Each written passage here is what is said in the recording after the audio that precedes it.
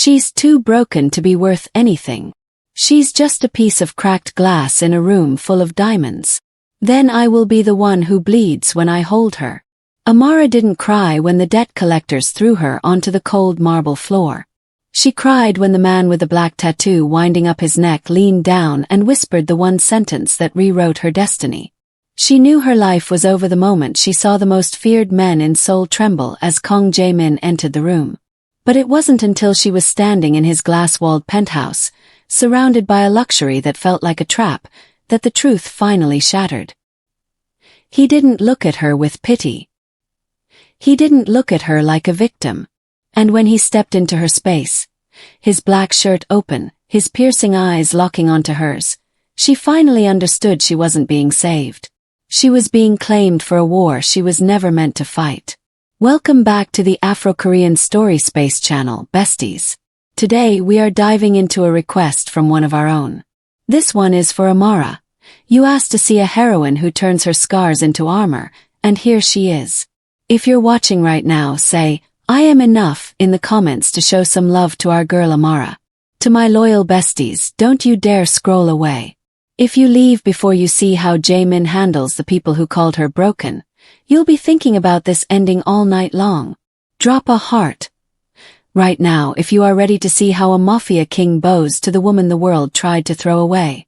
The air in Seoul tasted like rain and expensive gasoline, a sharp contrast to the humid, dusty warmth Amara had left behind. As the sleek black sedan glided through the neon-drenched streets, she sat perfectly still in her simple black dress, her fingers digging into the soft silk of her lap. Outside the tinted window, the city was a blur of towering glass and light, but inside the car, there was only the suffocating scent of sandalwood and the presence of the man beside her. Amara stole a glance at Kang Jae-min. He didn't look at the city. He looked like he owned it. His black shirt was open at the collar, and in the rhythmic flash of the streetlights, the intricate black tattoo winding up his neck seemed to pulse like a living thing. It was a mark of blood and authority, a warning to the world that she was now under the protection of a predator. She felt a strange flutter in her stomach, a mixture of terror and an unwanted pull toward the man who had claimed her when everyone else had discarded her. The car pulled into the underground garage of a fortress-like skyscraper. As the door opened, a line of men in dark suits instantly bowed their heads in perfect unison. The sheer scale of his empire began to settle in her chest like lead. This wasn't just wealth. It was an army. Jae-min stepped out and waited, his piercing eyes locking onto hers with a cold, controlled intensity. "Walk with me," he commanded, his deep voice carrying a slight accent that sent a shiver down her spine. Amara stepped out, her legs trembling as she moved through the ranks of bowing men. She felt like an imposter in her humble clothes, a survivor of a broken life now walking through a hall of kings. They reached a private elevator that bypassed the rest of the world, ascending toward the clouds. When the doors opened to his penthouse, the glittering skyline of Seoul spread out behind a wall of glass, looking exactly like a gilded cage. Jae-min turned to her, his hand reaching out to tilt her chin upward, forcing her to meet a gaze that saw every scar she tried to hide. "They told you that you were nothing," he whispered, his thumb brushing her jaw. "In this city you are mine. And that makes you everything." Amara realized then that her passport wasn't just a document in his pocket. It was her old life, and it was gone. She was trapped in the shadow of the tattoo, and for the first time, the broken girl from the streets felt the terrifying weight of belonging to the underworld's king. The penthouse was a cathedral of glass and cold marble, a place where the silence felt as heavy as the debts Amara had left behind. Everywhere she looked, the dangerous luxury of Jae-min's world mocked her. She stood in the center of the primary suite, her dark skin a stark contrast to the ivory silk sheets that looked too pristine to touch. On the bed lay a collection of dresses, liquid silk and hand-stitched lace, that cost more than her family's entire history. She reached out, her fingers trembling as they brushed a gown the color of midnight. For a woman who had spent her life being told she was broken, the softness of the fabric felt like a lie. She caught her reflection in the floor-to-ceiling mirror and saw a stranger with high cheekbones and expressive eyes that still carried the quiet fire of survival. Her simple black dress was a shield she wasn't ready to drop, a reminder of the humility and restraint that had kept her alive when she had nothing. The door slid open with a soft hiss, and Jae-min entered. He had shed his jacket. His black shirt sleeves rolled up to reveal the dark ink of the tattoo that marked him as a man of blood-stained loyalty. He didn't say a word at first. He simply watched her, his piercing eyes studying her like a prized acquisition. "Why haven't you changed?" he asked, his voice a deep, melodic vibration that made her pulse skip. "This isn't me," Amara whispered, gesturing to the opulent room and the silk armor laid out for her. "You've dressed a wounded bird in gold, but I'm still the girl they said was too damaged to love." Jae-min crossed the room with the grace of a predator, stopping so close she could smell the scent of expensive cologne and cold steel. He didn't look at the silk dresses. He looked at the tension in her shoulders and the defiance in her gaze. "Silk doesn't change who you are, Amara. It only changes how the world sees you," he said, his hand surprisingly gentle as his finger traced the line of her jaw. "The people who called you broken were afraid of the strength it took to survive. I didn't choose you because I wanted a doll to dress up." He leaned in, his lips inches from her ear, his presence a dark protector that both terrified and anchored her. "I chose you because you are the only thing in this room that isn't fake." As he turned to leave, Amara realized the silk wasn't the trap. The trap was the way he made her want to believe that she was finally, for the first time in her life, exactly where she was meant to be.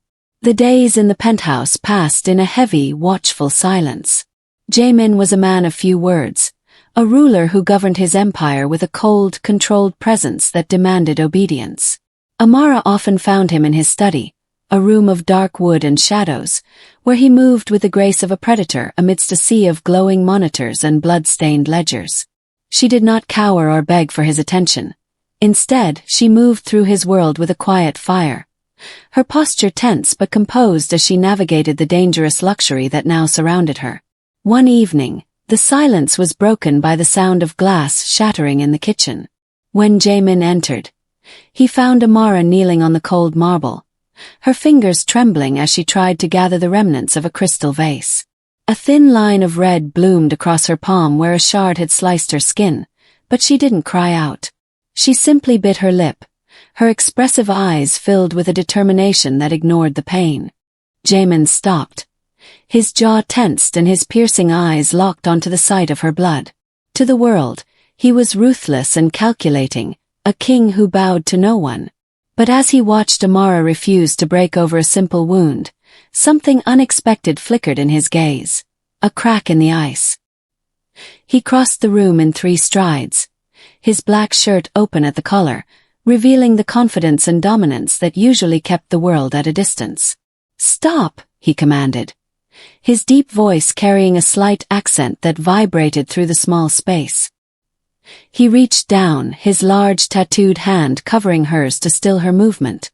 Amara looked up, her breathing catching as she saw the conflict in his eyes. He wasn't looking at her like a prized acquisition or a victim of hardship. He was looking at her like a man who had finally found a strength that matched his own. "You are bleeding," he whispered, his thumb brushing the edge of the cut with a touch that was surprisingly gentle. "I've bled before," Amara replied, her voice soft but steady. "I'm not as fragile as the things in this house." Jae-min didn't pull away. For a long moment, the king of the underworld remained on the floor with the woman the world had called broken. In that silence, the power imbalance shifted. He wasn't just her protector anymore. He was a man struggling against the realization that he needed her resilience as much as she needed his strength. The fragile piece of the penthouse shattered like the crystal vase Amara had broken days before. It began with a sudden, violent vibration against the reinforced glass, not the rain of soul, but the rhythmic thud of a warning. Jae-min was halfway across the living area when his phone hissed with an encrypted alert. His entire posture shifted instantly. The man who had been gentle with her wound was gone, replaced by the ruthless king of the underworld whose reputation made even the powerful bow.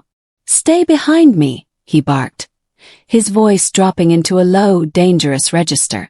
Before Amara could ask why, the lights flickered and died, plunging the luxury suite into a sea of red emergency glow. In the distance, the muffled sound of a struggle echoed from the private elevator lobby.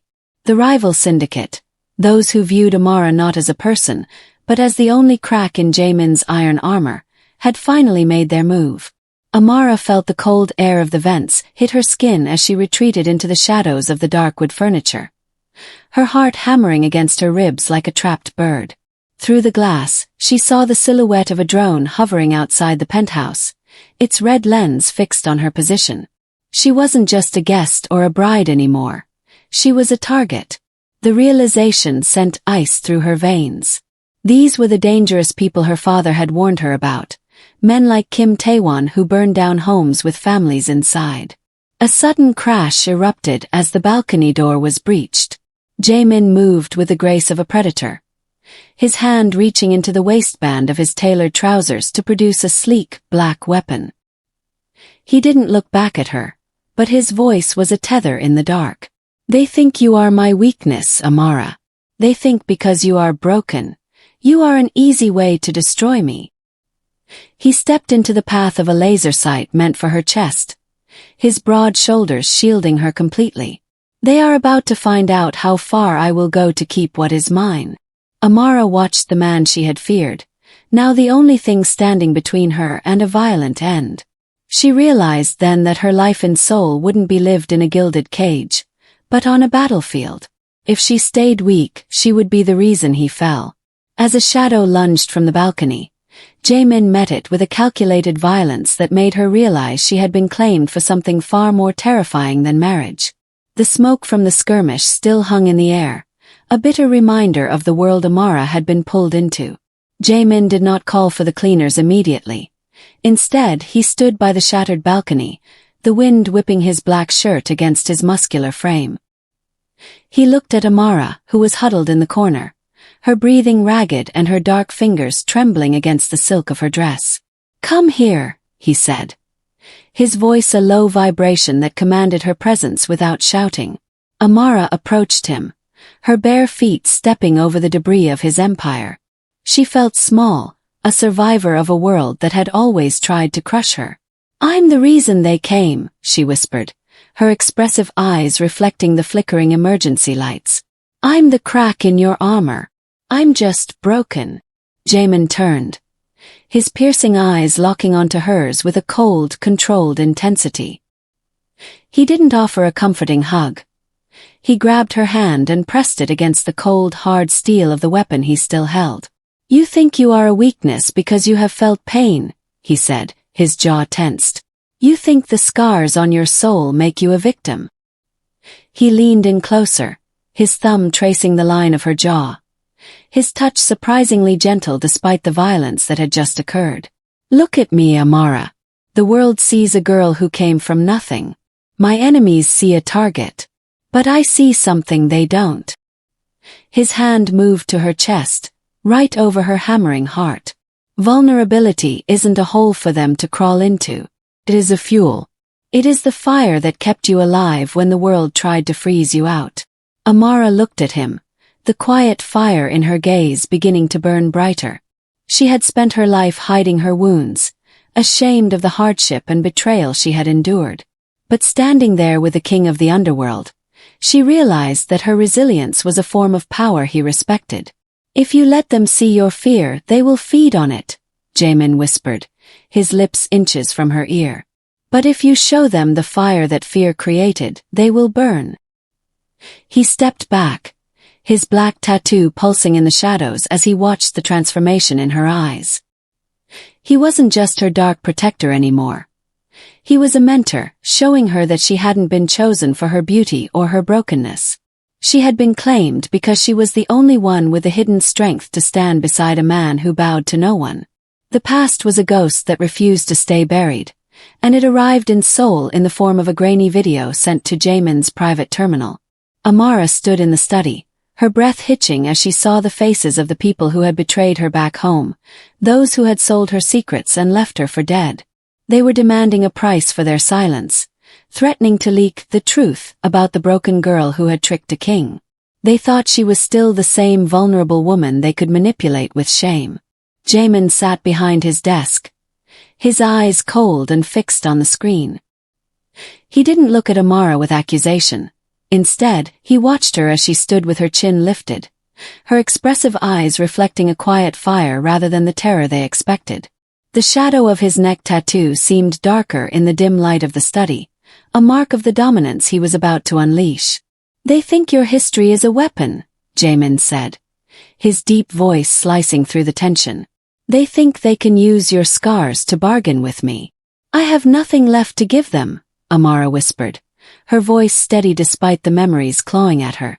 "They already took everything." Jamin rose, his presence filling the room with an aura of blood-stained loyalty. He crossed to her, his large hand cupping the back of her neck, pulling her forehead to his. "They took from a girl who was alone. They are now trying to steal from a man who bows to no one." He turned back to the terminal and typed a single brief command.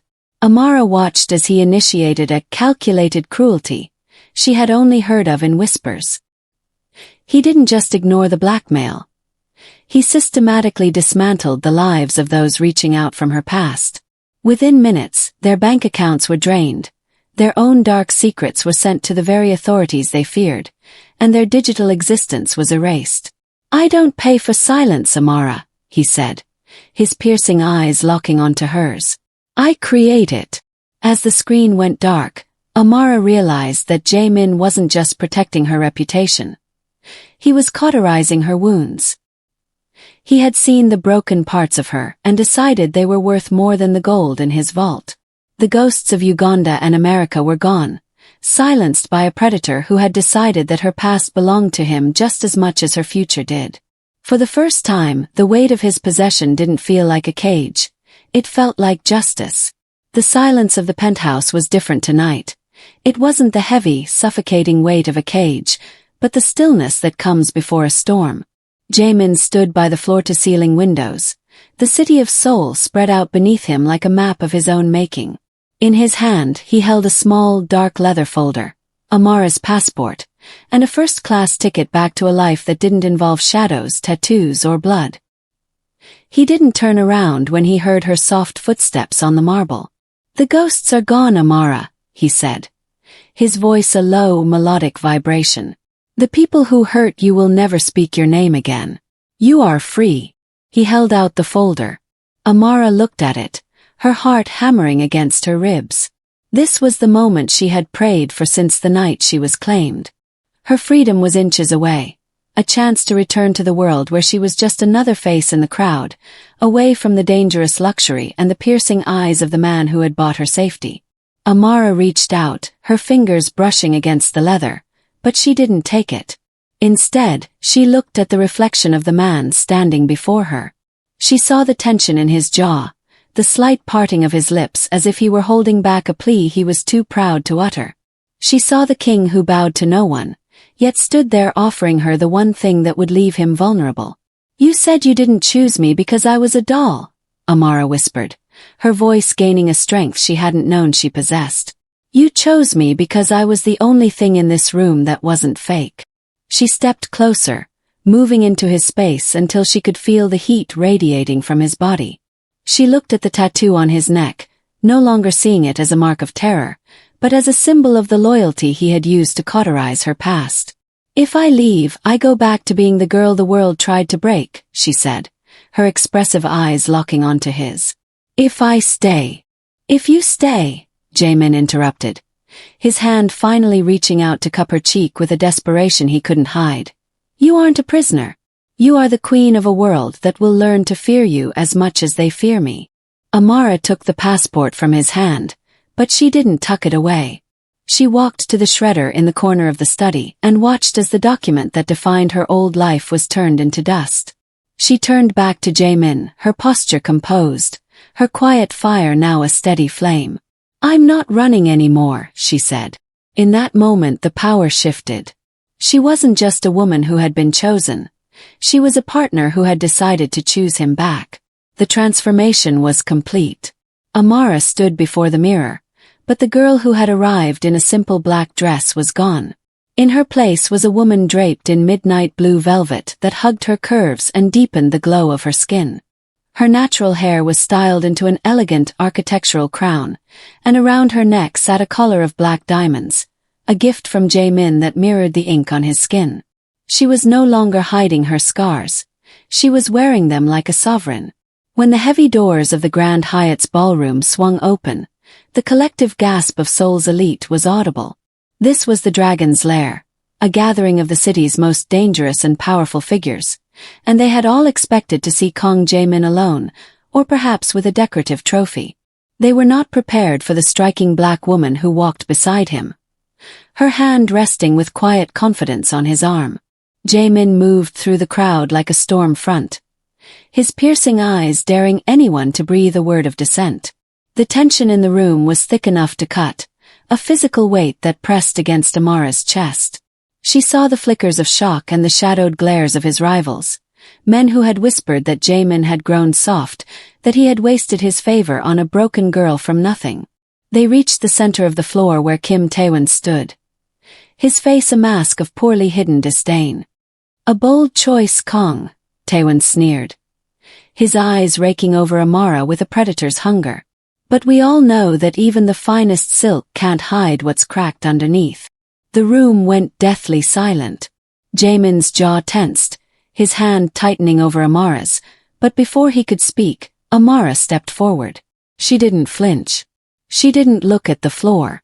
She met Taewon's gaze with a quiet fire that turned his smirk into a frown.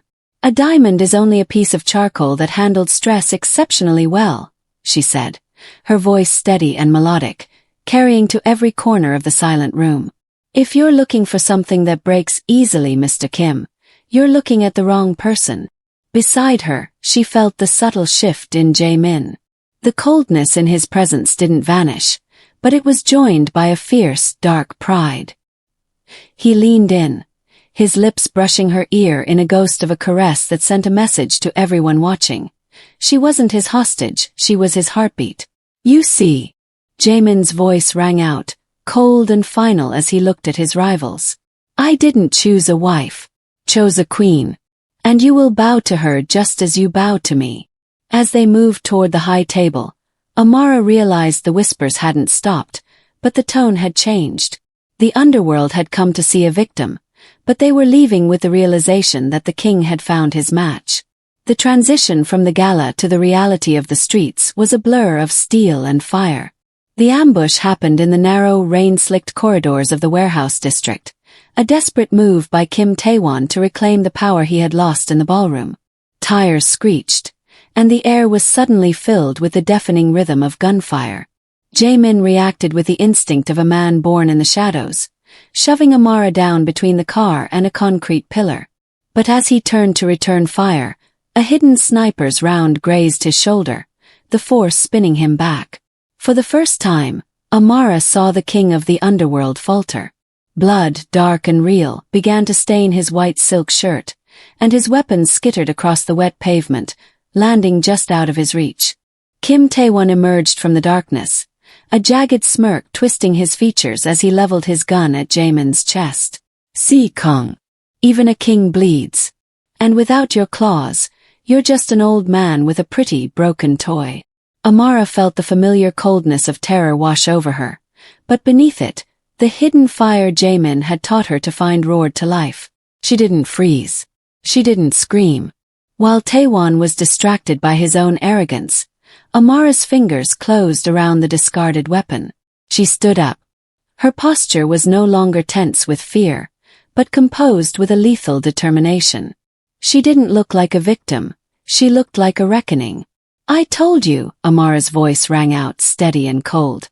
"You were looking at the wrong person." Before Taewon could swing his aim, she fired. The shot wasn't meant to kill, but to disarm, a precise strike that sent Taewon's gun flying and him crashing into the crates behind him. In the stunned silence that followed, Jae-min's men swarmed the area, neutralizing the remaining threats. Jamin leaned against the pillar, his breath ragged. His piercing eyes fixed on Amara as she stood over their enemy, the gun still steady in her hand. He didn't see a woman who needed saving.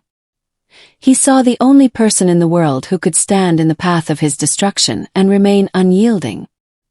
He reached out, his blood-stained hand finding hers. As he pulled her close, his forehead rested against hers, the shadow of his tattoo pressing against her skin. "They said you were too broken to love," he whispered, his voice thick with a dark, fierce pride. "But you were the only one strong enough to save the man who has everything." Amara dropped the weapon, her fingers locking with his. The world had tried to shatter her, but in the heart of the Mafia's war, she had found the truth. She wasn't broken glass. She was the diamond that had finally learned how to cut. Together they looked out at the city they now ruled, unbreakable, unyielding, and finally truly chosen.